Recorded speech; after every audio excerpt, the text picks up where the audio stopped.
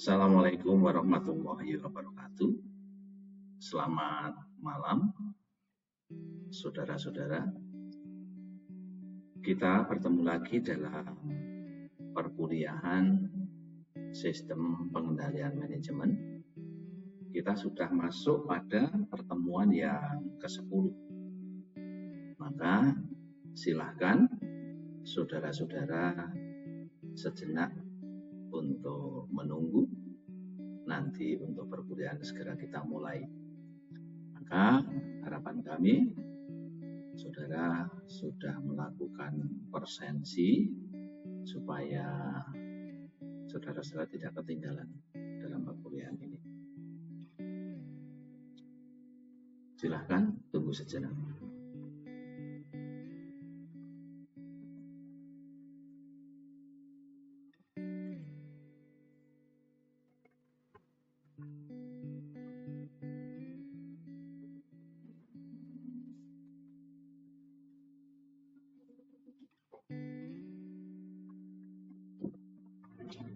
Baiklah, saudara-saudara,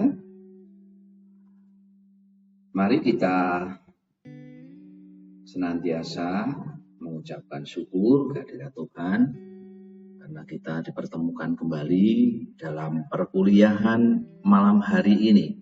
Kita masuk pada pertemuan yang ke-10, akan kita bahas tentang penilaian kinerja.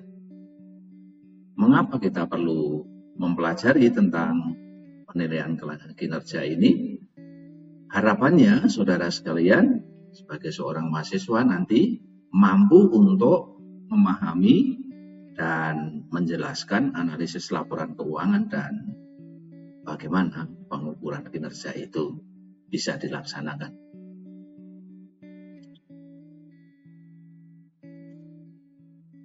Sebelum kita belajar banyak tentang penilaian kinerja, mari kita lihat sebenarnya penilaian kinerja itu seperti apa.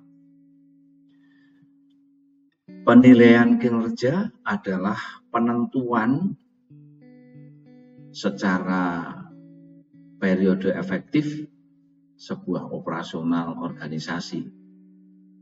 Jadi, bagian dari organisasi dan karyawan berdasarkan sasaran, standar, dan kriteria yang ditetapkan sebelumnya.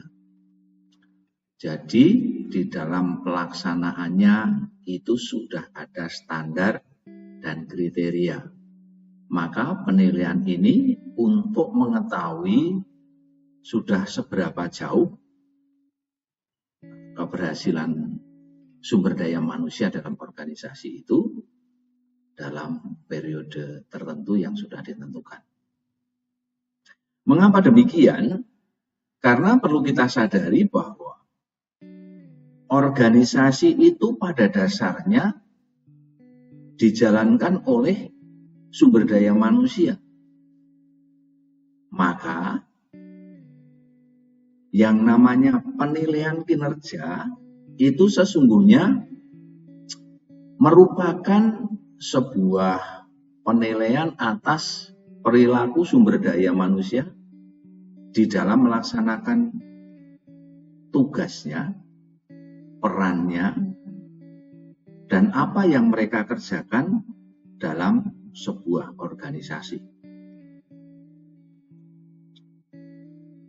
Kemudian, kalau kita melihat apa sebenarnya pengertian kinerja keuangan. Kinerja keuangan itu adalah merupakan sebuah penentuan untuk ukuran-ukuran tertentu di mana ukuran itu untuk melihat, mengukur keberhasilan suatu perusahaan di dalam menghasilkan sebuah laba. Artinya laba perusahaan itu sampai seperti apa. Jadi ada beberapa aspek yang perlu kita lihat. Misalnya kalau kita itu mau melihat apa di dalam perbankan itu, ya aspek yang mengukur adalah modal yang dimiliki oleh suatu perbankan itu. telah memadai atau belum untuk menunjang operasionalnya. Tetapi kalau sebuah organisasi, ya saham, kemudian modal yang dimiliki dalam perusahaan itu seperti apa, sehingga kita bisa melihat nanti keberhasilannya sejauh mana.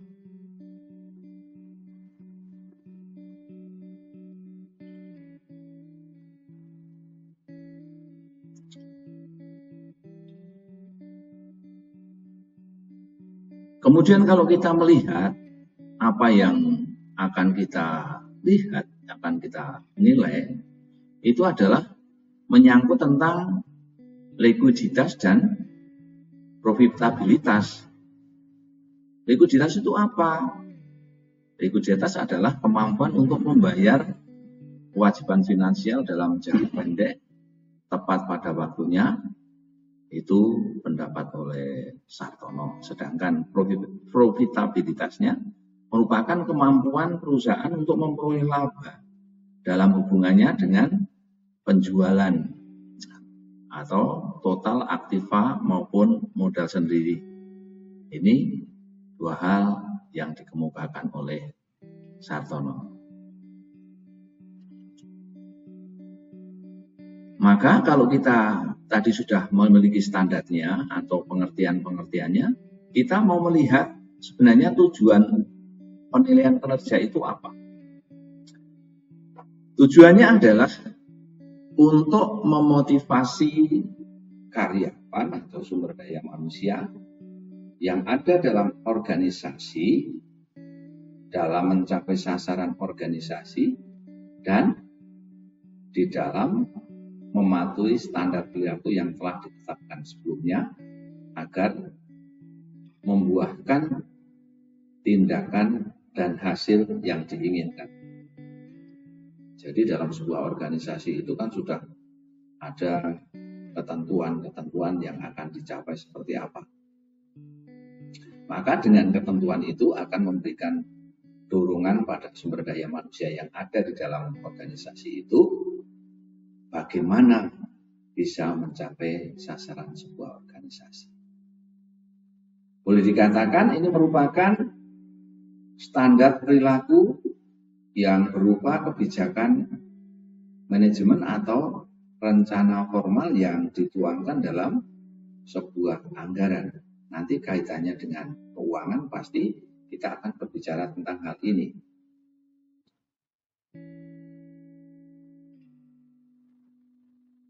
Kita masih berbicara tentang penilaian kinerja, tujuannya itu apa? Sebenarnya tujuan penilaian kinerja ini dilakukan untuk, boleh dikatakan ini merupakan menekan perilaku yang tidak semestinya dan untuk merangsang menegakkan perilaku yang semestinya diinginkan oleh organisasi.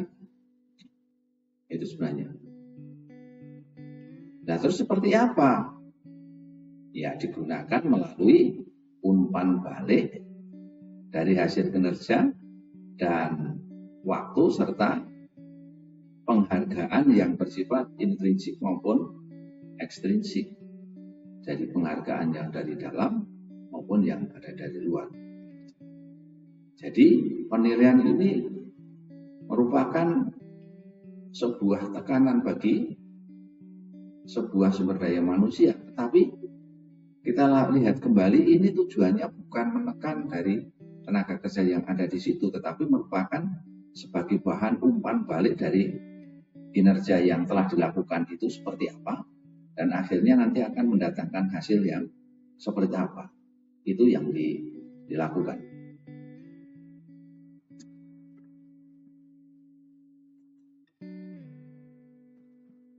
Kemudian apa toh sebenarnya manfaat dari penilaian kinerja ini? Yang pertama adalah mengelola sebuah operasi organisasi atau pelaksanaan organisasi secara efektif dan efisien melalui pemotivasian karyawan secara maksimum. Jadi ketika karyawan itu dimotivasi secara maksimal, kemudian melakukan segala sesuatunya tanpa tekanan dari manapun, mereka akan bisa berjalan secara maksimal. Kemudian yang kedua adalah untuk membantu pengambilan keputusan yang bersangkutan dengan karyawan seperti promosi, transfer, sampai pada sebuah pemberhentian. Jadi kinerja ini bisa melihat seperti apa peranan karyawan dalam sebuah organisasi.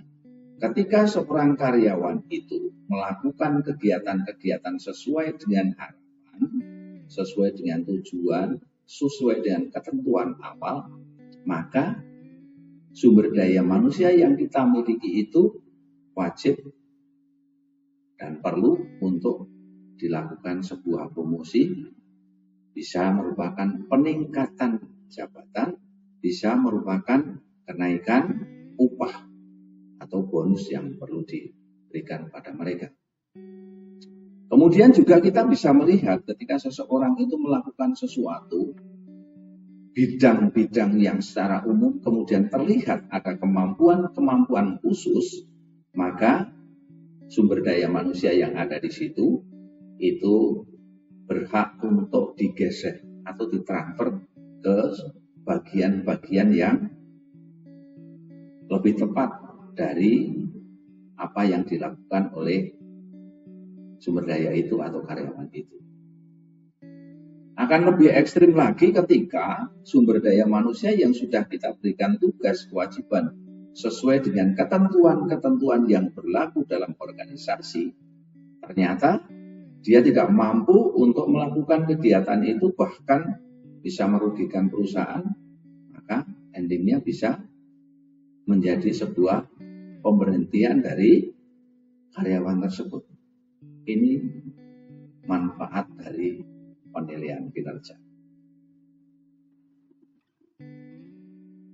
Kemudian dari manfaat yang lain masih ada. Misalnya ini, penilaian ini adalah mengidentifikasi kebutuhan pelatihan dan pengembangan karyawan dan untuk menyediakan kriteria seleksi dan evaluasi program pelatihan karyawan.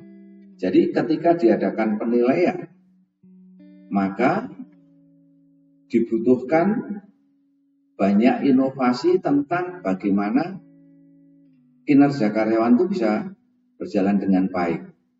Maka ketika dievaluasi banyak hal yang tidak sesuai, maka itu menjadi masukan pada bidang-bidang pengembangan sumber daya manusia, sehingga ketika melakukan perekrutan karyawan, itu nanti bidang-bidang itu disampaikan dan di dalam program pelatihan itu sesuai dengan hal-hal yang diharapkan dalam sebuah organisasi. Yang tidak kalah penting adalah memberikan umpan balik bagi karyawan mengenai bagaimana atasan mereka menilai kinerja mereka. Jadi ini merupakan sebuah masukan bagi atasan supaya di dalam penilaian kinerjanya itu dilakukan secara transparan, akuntabel, dan sesuai dengan harapan-harapan yang diberlakukan di dalam sebuah organisasi. Juga penilaian kinerja ini menjadi dasar untuk menyediakan suatu pemberian penghargaan pada karyawan yang ada di dalam sebuah organisasi.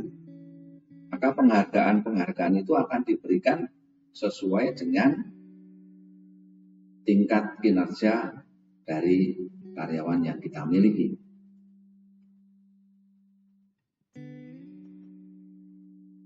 Nah, ini merupakan kerangka untuk merancang sebuah sistem penilaian. Strateginya begini.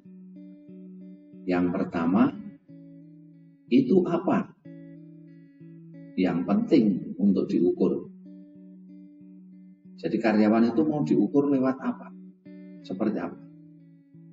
Kemudian apa yang diukur dan diselesaikan?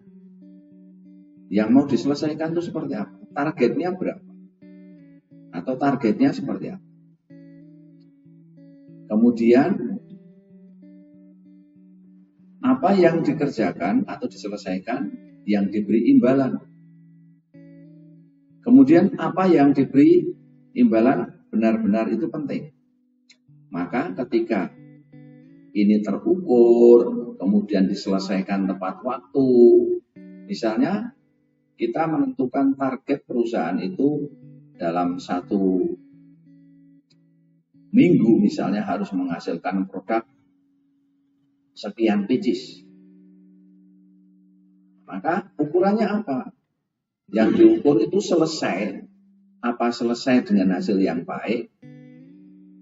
Terus penyelesaiannya seperti apa? Ini bisa kita lihat. Kemudian setelah diselesaikan dengan baik, tepat waktu, hasilnya maksimal, pasti kita memikirkan imbalan yang akan diberikan itu seperti apa.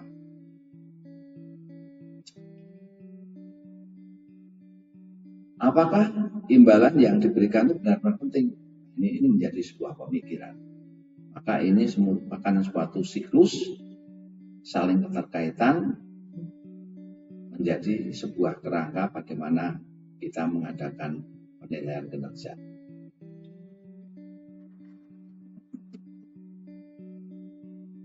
Kemudian kalau kita lihat ada sebuah contoh di sini merupakan balance scorecard, ya. Itu adalah contoh sistem pengukuran kinerja di mana setiap unit bisnis harus memiliki tujuan dan mengukurnya dari 4 perspektif. Yang pertama, secara finansial atau margin laba atau ROA atau arus kas, artinya tingkat dalam pengembalian aset perusahaan itu seperti apa. Yang kedua, pelanggan, dilihat dari pasar seperti apa, indeks kepuasan pelanggan seperti apa. Ini nanti akan menjadi ukuran sebuah keberhasilan atau tingkat baik tidaknya sebuah kinerja. Yang ketiga, biaya internal atau ingatan karyawan dalam penggunaan waktu yang disediakan oleh organisasi seperti apa. Dan yang keempat adalah inovasi dan pembelajaran sebagai persentase penjualan produk baru. Ketika kita melihat pangsa pasar seperti apa, maka kita harus bisa melihat di sini. Jadi boleh dikatakan alat melihat keputusan strategis itu yang dibuat oleh perusahaan berdasarkan beberapa indikator yang telah ditetapkan.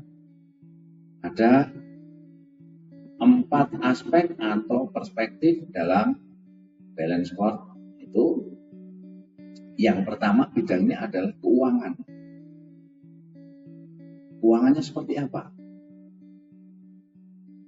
Ada peningkatan, ada pengurangan, kemudian prosesnya seperti apa. Kemudian pembelajaran yang diperoleh dari penilaian itu seperti apa, dan kita harus melihat endingnya pada pelanggan itu terpuaskan atau tidak di dalam produk-produk dari perusahaan kita.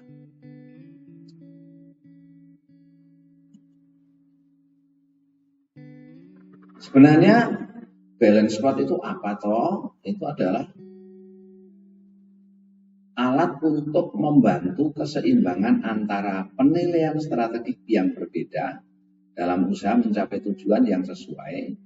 Kemudian sebagai pendorong karyawan agar bertindak untuk kepentingan terbaik dalam organisasi. Supaya ada keseimbangan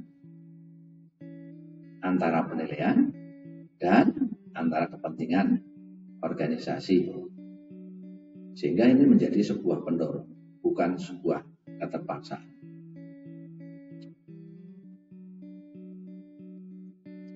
Saudara-saudara sekalian, kita sampai pada sistem penilaian kinerja yang menjadi pertimbangan tambahan. Jadi saudara sekalian, ukuran hasil dan pembangkitnya itu seperti apa? Pembangkit atau pendorong. Maka sebagai pengukurnya adalah hasil dari strategi dari pendorong itu seperti apa. Maka pendorong di sini harus mendahului dari strategi yang ada. Jadi strategi-strategi awal itu seperti apa, kemudian dilaksanakan menggunakan berbagai pertimbangan yang sebagai pendorong atau pembangkit dalam sebuah organisasi. Maka kalau kita berbicara tentang itu, kita juga bisa melihat ukuran secara finansial dan non-finansial. Ukuran finansial itu dipandang dari sisi keuangan atau hasil-hasil yang dicapai dalam organisasi itu secara keuangan, laporan keuangan yang tertulis itu berapa dan hasilnya seperti apa. Sedangkan non-finansial itu merupakan non-keuangan, pendorong-pendorong yang lain atau pendukung-pendukung yang lain, bidang-bidang yang lain seperti apa, sehingga itu nanti menjadi sebuah ukuran. Jadi misalnya yang non-finansial itu kerjasama antar sumber daya manusia seperti apa. Kemudian peningkatan kinerja dari masing-masing sumber daya manusia itu seperti apa. Nanti kan akhirnya non-keuangan ini bisa menjadi promosi jabatan, bisa menjadi transfer pengetahuan, bisa menjadi pemindahan tugas sesuai dengan kemampuan dari karyawan itu, dan bisa jadi menjadi sebuah pemberhentian dari karyawan itu. Ini yang kita lihat dari sisi non keuangan atau non finansial. Jadi saudara-saudara sekalian, kalau kita melihat di dalam sistem penilaian kinerja atau sebagai pertimbangan tambahan, maka ada beberapa ukuran yang perlu dipertimbangkan atau diperhatikan. Yang pertama adalah penilaian secara eksternal. Ini merupakan pertanyaan yang dikirim kepada pemasok atau pelanggan untuk mendapatkan informasi tambahan atau kepada pihak-pihak yang lain, pihak ketiga yang mengumpulkan banyak informasi tentang pemasok itu seperti apa. Pelanggan-pelanggan itu mendapatkan pelayanan yang seperti apa dari perusahaan, baik itu dari manajemen sumber daya manusianya maupun dari produk-produk yang dihasilkan, itu pelanggan terpuaskan atau tidak. Itu bisa kita lihat dari eksternal, dari pihak-pihak ketiga atau pihak-pihak yang berkaitan dengan organisasi. Itu adalah kalau kita lihat nilainya secara kita ukur secara eksternal. Kemudian kalau secara internal adalah bagaimana kita itu memberikan pertanyaan pada yang ada di dalam organisasi itu. Jadi kita bisa melihat bagaimana sumber daya manusia yang ada di dalam organisasi itu mampu memberikan kontribusi dalam sebuah organisasi. Itu bisa kita lihat dari situ. Maka ada beberapa ukuran internal, juga ada ukuran-ukuran eksternal dari perusahaan itu.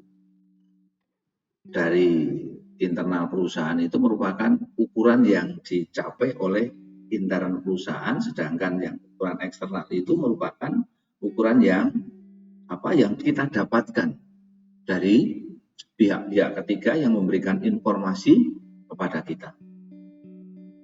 Kemudian juga ada perubahan pendorong sebagai penilaiannya seperti apa, yaitu sebuah kemampuan untuk mengukur hasil dan bagaimana pendorong itu ada, sekaligus yang menyebabkan organisasi itu bertindak sesuai dengan strateginya. Jadi ketika kita mendapatkan informasi-informasi baik itu dari dalam maupun dari luar, maka itu menjadi bahan masukan strategi-strategi yang kita lakukan dulu, yang kita rencanakan itu tepat sasaran atau tidak. Itu sebagai bahan sebuah evaluasi. Nah, saudara sekalian, kalau kita melihat hubungan sebab akibat antar ukuran secara perspektif, misalnya kita itu perspektif inovasi dan pembelajaran. Ukurannya apa? Itu adalah keterampilan dari manufacturing di sini apa dalam perusahaan ini. Sejauh mana? Peningkatan keterampilannya seperti apa? Kita perhatikan. Kemudian kalau kita lihat dari sisi perspektif internalnya, itu adalah yang kita lihat adalah hasil dari satu kelas waktu atau siklusnya seperti apa? Perjalanan dalam perusahaan itu seperti apa? Apakah sudah berjalan sesuai dengan waktu yang ditentukan, hasilnya tepat sasaran atau tidak, kemudian produknya bisa diterima oleh pelanggan atau tidak. Ini kita lihat di sini. Sedangkan kalau kita melihat dari perspektif konsumen, maka ini adalah kita cari lewat sebuah survei bagaimana konsumen itu merasa terpuaskan dari produk-produk yang kita hasilkan dari perusahaan itu atau dari organisasi itu. Jadi kita lihat informasinya seperti apa. Ketika mereka merasa hasilnya baik, dinyatakan hampir 80% itu mengatakan produk ini baik, ini sebagai bahan masukan. Ini kalau ditinjau dari sisi perspektif konsumen. Sedangkan kalau kita lihat dari perspektif finansial, itu adalah bagaimana kita melihat pertumbuhan penjualan dari produk perusahaan kita atau produk-produk organisasi kita seperti apa. Maka ini merupakan hal yang perlu kita pertimbangkan dan menjadi bahan masukan dari apa yang kita lakukan dalam sebuah organisasi. Ketika kita melakukan A, berarti ukurannya B, ini C, ukurannya D, E, F, G, H, dan lain sebagainya. Ini sebagai bahan masukan untuk kita semuanya. Kemudian ada beberapa faktor yang perlu kita pertimbangkan sebagai ukuran non-finansial. Karena kita sifatnya non-finansial, itu berarti kan kita tidak melihat dari hasil keuangan. Ya. Seberapa besar pesanan yang kita terima. Kemudian kita lihat, apakah pembatalan pesanan itu ada. Ketika itu ada, apa alasannya? Kemudian kita melihat pangsa pasar, apakah produk kita itu bisa bersaing di pasaran. Kemudian apakah kita memiliki pesanan dari pemain-pemain kunci atau boleh dikatakan grosir-grosir yang ada di luar. Yang tidak kalah pentingnya adalah kepuasan pelanggan. Kemudian ingatan pelanggan ini kesan-kesan yang diterima oleh pelanggan ketika menggunakan produk organisasi itu seperti apa. Dan yang tidak kalah penting, ketika mereka sudah tentang puas dengan hasil produk kita, apakah mereka setia pada produk-produk yang kita miliki, kita hasilkan, atau mereka bisa beralih pada produk-produk yang lain. Ini adalah secara non-finansial harus kita perhatikan, supaya produk-produk kita itu tetap bisa diterima oleh pelanggan dan akhirnya organisasi itu mengalami peningkatan. Kemudian faktor kunci keberhasilan pada proses internal. Kalau tadi kan dari eksternal, sekarang dari internalnya. bagaimana sumber daya manusia yang ada dalam organisasi itu memanfaatkan hal-hal yang ada dalam organisasi. Kemudian dari bidang ekspedisinya, apakah mereka bisa mengirim tepat waktu? Kemudian dari quality control-nya, itu apakah mampu melihat perputaran persediaan itu seperti apa? Ini dari bagian logistiknya. Ya. Kemudian dari bagian quality control-nya, kualitas yang selalu kita hasilkan itu seperti apa? Apakah ada peningkatan atau tidak? Ini kita lihat di sini. Kemudian waktu yang diperlukan itu bisa tepat atau tidak, atau kita bisa molor atau alasannya apa. Ini merupakan hal-hal yang harus kita perhatikan di dalam internal organisasi kita. Kemudian kapan kita melakukan penilaian kinerja? Ada beberapa hal yang perlu diperhatikan dalam penilaian kinerja, maka sebelum penilaian kinerja itu perlu diperhatikan. Yang pertama adalah menetapkan standar kerjanya seperti apa. Standarnya dulu. Kalau sudah ditetapkan standar kerjanya, baru bisa kita nilai. Ketika dia tidak mencapai standar, berarti berapa persen yang standarnya harus terselesaikan.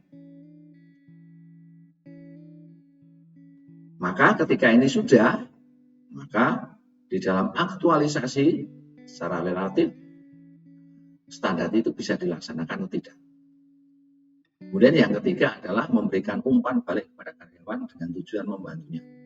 Sehingga dengan penilaian ini memberikan masukan bagi karyawan saudara itu melakukan kerja seperti ini, ternyata targetnya tidak tercapai. Maka perlu pertimbangan-pertimbangan lain sehingga nanti standar kerja itu bisa tercapai. Bukan untuk menekan, tetapi memberikan informasi sebagai umpan balik. Ternyata hal-hal apa yang perlu, strategi-strategi apa yang perlu digunakan. Baru kita bisa kita melihat, mendefinisikan strateginya. Kalau kita sudah ada standarnya, kemudian strateginya seperti apa? Digunakan untuk menjalin hubungan antara strategi dan tindakan operasional. Strateginya sudah ditetapkan, standarnya sudah kita tetapkan, maka pelaksanaannya harus seperti apa? SOP-nya seperti apa? Kemudian yang ketiga mendefinisikan pengukur dan strategi. Kalau standarnya sudah ada, strateginya sudah digunakan, kemudian ukuran yang perlu diperhatikan adalah adanya ketercapaian. Standarnya berapa, tercapai dikatakan berhasil, itu kalau sudah tercapai berapa. Di bidang pemasaran juga begitu.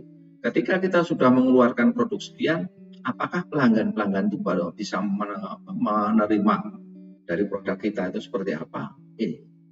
Ini kita tetap melihat standar yang kita tetapkan. Kemudian kita masih berbicara tentang bagaimana pelaksanaan sistem penilaian kinerja. Yaitu kita harus mampu menyatukan sistem manajemen dalam scorecard ini harus menyatu dengan struktur formal maupun informal dalam organisasi. Jadi secara terstruktur itu bisa kita lihat pelaksanaannya seperti apa dalam organisasi. Baik secara struktural, formal maupun secara informal dalam organisasi. Yang berikutnya, kalau kita melihat ukuran serta hasilnya, maka tinjauan itu harus dilakukan dengan konsisten dan terus-menerus oleh manajemen. Jadi dalam penilaian ini kita tentukan secara konsisten, misalnya ditinjau atau dinilai secara bulanan atau triwulan atau caturwulan atau semester. Itu nanti kita tentukan bersama-sama sehingga ini berkaitan dengan pengelolaan itu seperti apa nanti hasilnya. Tetapi di dalam pelaksanaan penilaian pasti kita mengalami beberapa kesulitan. Kesulitan itu terjadi apabila ada hubungan yang buruk antara ukuran non-finansial serta hasilnya itu tidak ada garansi secara profitabilitas, sehingga akan mengikuti target pada area non-formal ini. Kemudian berikutnya adalah penetapan hasil secara finansial. Penetapan ini sering membuat para manajer itu merasa tertekan karena mungkin targetnya tidak bisa terpenuhi. Kemudian hasilnya, produknya tidak sesuai dengan harapan. Maka ini penetapan secara finansial ini harus benar-benar diperhatikan, dipertimbangkan secara matang berkaitan dengan produk yang dihasilkan. Kemudian ada lagi ukuran tidak dapat diperbarui. Misalnya perusahaan terus menggunakan ukuran berdasarkan strategi yang lalu. Maka harapannya ukuran yang digunakan itu selalu mengikuti perkembangan zaman. Seperti apa sekarang, besok seperti apa, pesaingnya seperti apa, pelanggannya minta seperti apa. Ini harus menjadi pertimbangan. Tidak boleh kita hanya menggunakan strategi yang kita tetapkan secara awal. Itu yang perlu diperhatikan dalam kita melakukan penilaian. Kesulitan yang berikutnya adalah ketika kita terlalu banyak yang dinilai, maka akan membuat dampak manajer kehilangan fokus. Sebenarnya yang kita fokuskan itu apa? Mestinya secara simpel saja. Produknya harus berkualitas, waktunya tepat, pelanggannya bisa menerima. Maka 3 hal itu kalau menjadi bahan pertimbangan akan tidak mengalami kesulitan. Juga kita biasanya kesulitan dalam kombinasi finansial dan non-finansial. Kalau finansial itu kan ukurannya jelas, tapi kalau non-finansial itu kan sulit ya. Walaupun ini sangat berkaitan, karena non-finansial bisa mendukung finansial. Misalnya, seseorang itu kinerjanya bagus, kemudian kesetiaannya bagus, maka akan masuk ke sana. Secara finansial akan diberikan bonus dan lain sebagainya. Kemudian situasi kerja juga. Nah, ini pertukaran di sini ini yang menjadi pertimbangan-pertimbangan yang harus kita pahami bersama-sama. Nah, dalam sistem pengendalian sebagai strategi alat implementasi itu ada beberapa hal yang harus kita perhatikan. Yang pertama, strategi yang dipilih seperti apa. Ketika kita menggunakan strategi ini, kita harus memperhatikan faktor-faktor keberhasilan yang penting. Apa yang akan mendorong keberhasilan sebuah organisasi. Maka dibutuhkan rancangan dan operasi sistem pengendalian manajemen yang tepat. Ini sebagai strategi implementasi. Maka sebagai catatannya di sini, manajer itu harus memberikan jaminan melalui perusahaan harus memberikan jaminan melalui manajer organisasi tersebut untuk melakukan peningkatan kinerja karyawan pada perusahaan secara efektif dan efisien. Ketika ini bisa berlaku, kita lihat dari strateginya seperti apa. Bisa efektif dan efisien, kita bisa melihat tingkat keberhasilannya seperti apa. Nah, maka supaya efektif dan efisien itu dibutuhkan rencana operasional yang sangat tepat. Ini sebagai catatannya. Kemudian saudara-saudara sekalian, ada pengendalian yang secara interaktif. Kalau kita melihat pengendalian secara interaktif, maka kita bisa melihat pengendalian manajemen hari ini dan hari esok. Maka ketika kita melihat 2 hal ini, perlu kita pahami bahwa pengendalian interaktif itu ada karakteristiknya atau ciri-ciri khasnya. Ciri khasnya apa? Yang pertama, berfokus pada program dan pusat tanggung jawab. program ini seperti apa? Program dari organisasi seperti apa? Siapa yang bertanggung jawab? Ini harus jelas secara interaktif ini. Yang kedua, untuk tujuan kontrol, itu manajemen menggunakan dua jenis data, yaitu data yang direncanakan, artinya secara strategi itu merencanakan seperti apa. Kemudian data aktual itu data yang ada di dalam organisasi serta yang didapat dari masukan pihak-pihak lain atau pihak ketiga. Maka dibutuhkan seperangkat informasi pengendalian yang memberikan tanda mengenai ketidakpastian strategi kalau terjadi tidak sesuatu. Kemudian siapa yang melakukan itu?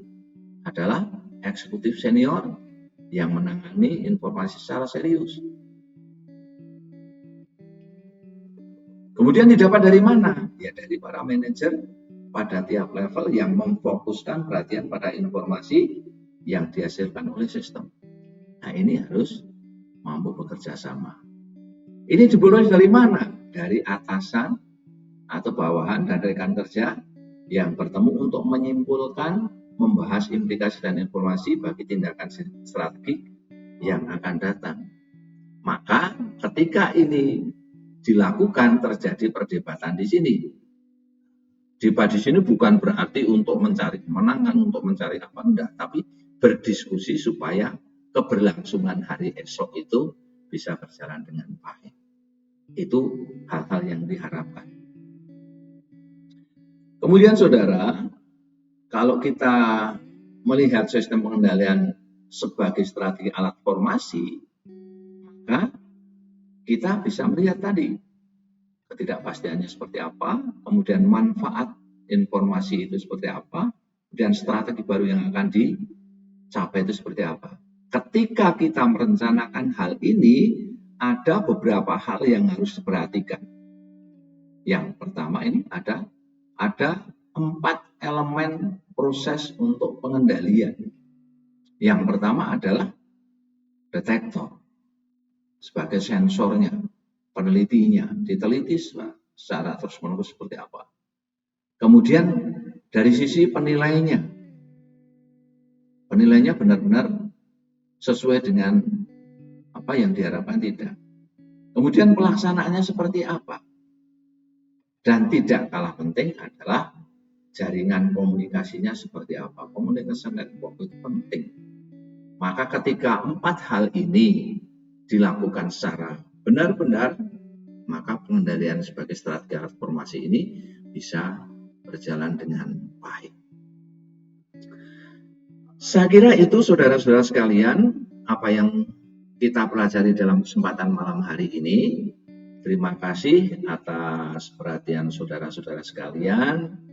Semoga perkuliahan kita ini bisa menambah wawasan pada saudara-saudara sekalian dan kita bisa meningkatkan kinerja kita dalam sebuah pengendalian manajemen. Terima kasih. Sampai ketemu di pertemuan berikutnya. Saya akhiri. Assalamualaikum warahmatullahi wabarakatuh.